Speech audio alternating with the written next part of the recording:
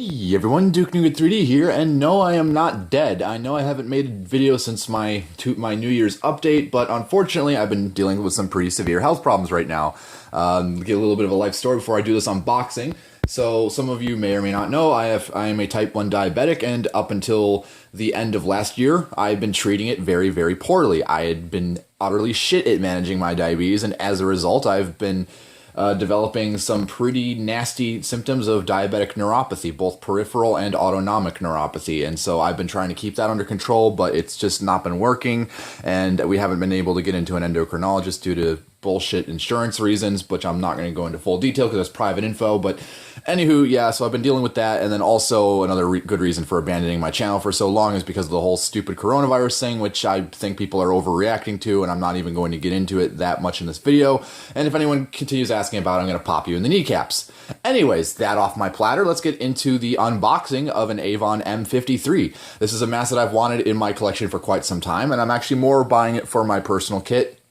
To replace my M45, because the M45, I love the mask so much, but it has a lot of obsolete features. For instance, a silicone face piece and needing a secondary skin. Although, granted, the secondary skin is one of the tightest fitting and, not as leak prone, but, beautiful face piece, needs to go. And I might do a dedicated review on this later on, but before I ramble any further, let's break it out and get into the review. Partial on-camera review because, again, I'm fucking tired from all this diabetic bullshit, and I don't want to be hunching over and putting myself in awkward positions, but I'm sure you'll understand.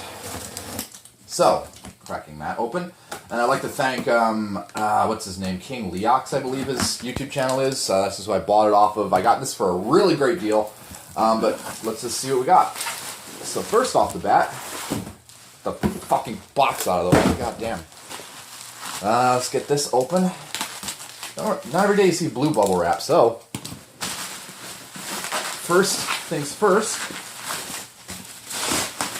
we have the carrier bag assembly, which I am not going to be keeping. I don't need this carrier bag because I have this black one, which is much better in my opinion. Materials are overall similar, but a lot of people say that the black ones are a little bit better, so I'm going to be giving this to Moulage because he does not have a one of these carrier bags, and he's been recently upgrading his kit as well, and he'll probably have a lot of fun tinkering around with these and getting an idea what they're like.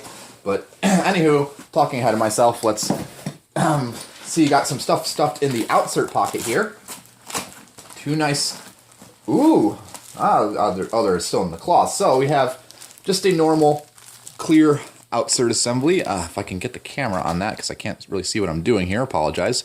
So clear outsert assembly, brand new. Get the camera focused, goddammit. So, and then here we have a, goddamn, I can't do shit today. I have a laser outsert assembly. So I'll probably unpack those and put them on a display head once I have all this stuff out. Then opening the carrier. First off the bat, we have this Gore Chempack M53 hood, which is still in its protective wrapping here, as you can see. And then finally, we have the M53 mask itself, which, again, still in its protective wrapping. Well, this one does appear to be opened.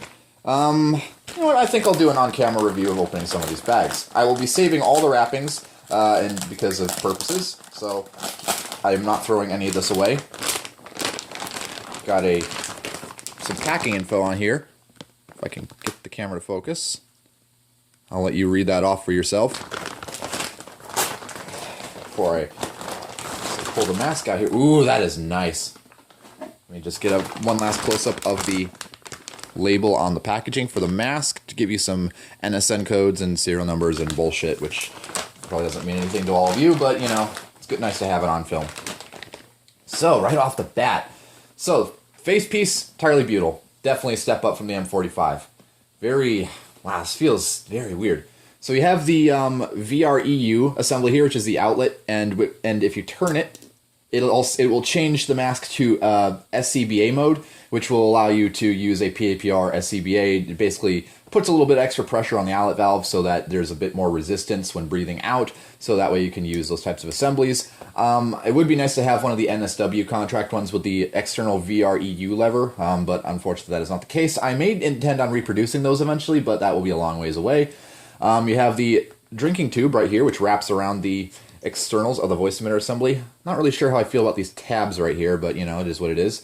You have the drinking lever, and then you have the comms. I'm probably doing all this off camera because I'm a dipshit. You have the comms part right there, and one last look at that VRUU assembly in case you didn't get to see it because I'm sick and holding this camera terribly. And mine is obviously a size medium and a right-handed shooter's port. It's some markings on the canister port, a little QR code for some reason.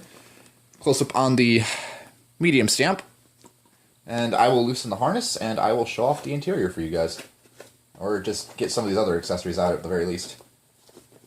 Very interesting. This uses the same gauge of elastic as some of the upgraded skull cap harnesses. Very weird, very unique. Don't really see that often.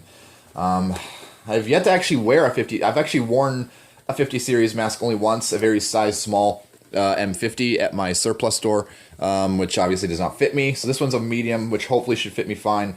If not, then whatever, I could probably trade it in for a large from the same guy, but I don't think I'll need to, hopefully. On this port, as you can see, is completely blank, so that basically you can stock your shoulder your weapon, and so on and so forth. Nothing really special to say about that. I was originally assuming that these had Velcro on them as well, but they don't. Interesting, but not really a problem. Not really a big issue for me. Got the face form. I'll hold on to that. And then another good look at the mask itself. Neat thing I noticed here. Ooh, that's new. I wonder if they're all like this. They probably are. I'm just found that kind of interesting. But the outlet valve assembly is orange on the inside. That kind of sets off a few bells and whistles for me because whenever I see orange valves on a 50 series mask, I akin it to the XM50 because that had the orange outlet valve as well. So I wonder what the hell's going on here. I wonder if I don't think that's normal, is it?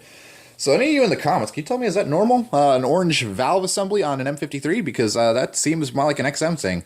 And then looking down below the nose cup here, you can see the comms port for the integral microphone, which I still need to get. I need to get a VPU for this thing because I wasn't able to buy that with the lot because I didn't want to spend too much money. And Moulage was gracious enough to loan me enough to cover this, and I'll probably pay him back in various ways. There's a view of the drinking lever on the inside. If I'll rotate the straw, it brings it right into your mouth. That's very handy. And also allows you to shut off the valve when it's not in use.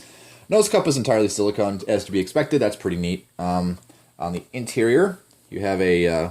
it's also made out of butyl or some type of rubber. You got a deflector in there. Very simple, not really much to it.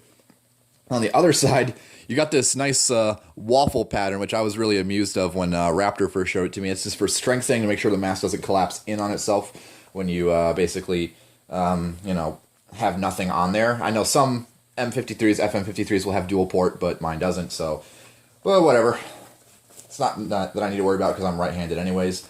And then in case you're wondering about this thing, a lot of people on YouTube say that this is a harness tab, but it is not. This is actually for the hood retention. And the only thing I don't like about the M53 is the top strap harnesses here. I've seen quite a few M53s where these tear, these little harness points, which don't have any reinforcement. I'm not particularly a fan of these, but I treat my shit very well, so I don't think I'll have a problem with these. Ooh, there's something else in here. What the hell is going on? It's not in there. Because I feel it's more solid than usual. Aha, what do we have here? We have an operator card and a waterproofing bag. That is a nice touch. Wow, I was not even expecting that. We have a preventive maintenance service check manual sort of thing for the M53 and a waterproofing. I was actually not expecting anything like that. So big thanks for sending that. That's definitely a bonus on my end. Couldn't be happier with this. But anywho, getting into the hood assembly, which thank God. Oh my God, I love how these are all taped together because this is normally shit like this is only just it's like heat sealed, which obviously is a pain in the butt to have to cut open and ruin the bag, but this, nothing like that, just heat treatment, or no heat treatment, just taped together. Really nice Gore Chem Pack hood here. Gonna unfold that.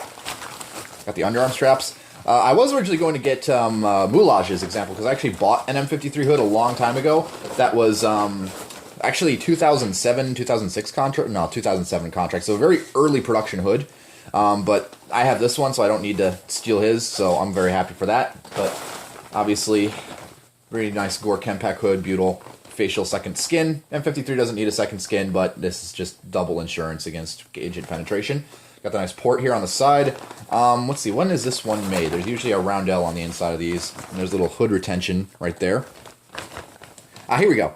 2014 this one was made. So, fairly recent, but not that too recent.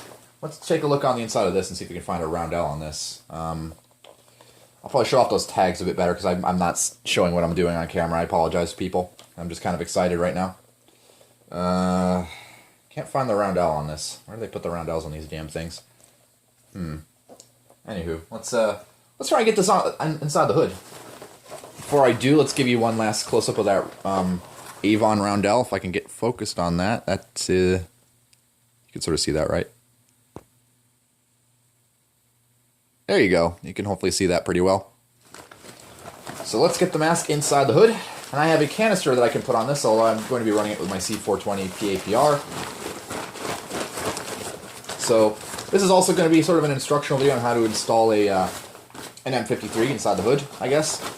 Because this is actually my first time doing it, so it's a better way to learn than to just kind of show a guy that knows generally a thing or two about masks to kind of demonstrate it, I guess. So this is going to be an interesting challenge. So I think what you're supposed to do first, remove the drinking tube from its housing, loop it all the way around, and then loop it through the this smaller sort of semi-triangular port at the bottom here. Go ahead and loop that through. Because that just kind of rests like that. And then this would go over here. A little bit wonky inside, you better fix that.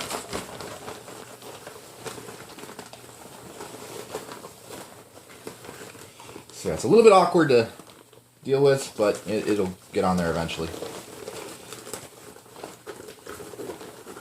Might be to stop the camera to install this, and I'll probably put it on the head and show it with you fully installed. I was expecting to do it just all at once in the review, but I don't want to waste time here, so I'll go ahead and pause the video, go ahead and show that off on the head. And that's basically it. I don't really have much else to say at this point. Apologies for not really showing the mask off more. I'll probably do a more in-depth review. I am going to be visiting with Moulage sometime later this month, so expect plenty of videos from us because we got a lot of good stuff to show off for you guys. And again, very, very thankful that I have this. It's been quite difficult to get a hold of these nowadays due to the whole coronavirus panic. I've been seeing these go for anywhere up from 500 to 700 they've kind of stayed at that range even before then, but now it's really going up there. But we've managed to get this one for all of 310. I still need to get a VPU for it, as mentioned before, but it's going to be a very interesting mask to fool around with because this is nothing like I've typically been accustomed to with gas mask design. This is very much the newest generation of masks to handle, and again, my dialogue isn't going to be the greatest here because I'm still very ill, but anywho, hope you enjoyed. Hope you have, if you have any comments, questions, corrections, or concerns relating to the video, feel free to drop them down in the comment section below, and I'll see you all later, I guess.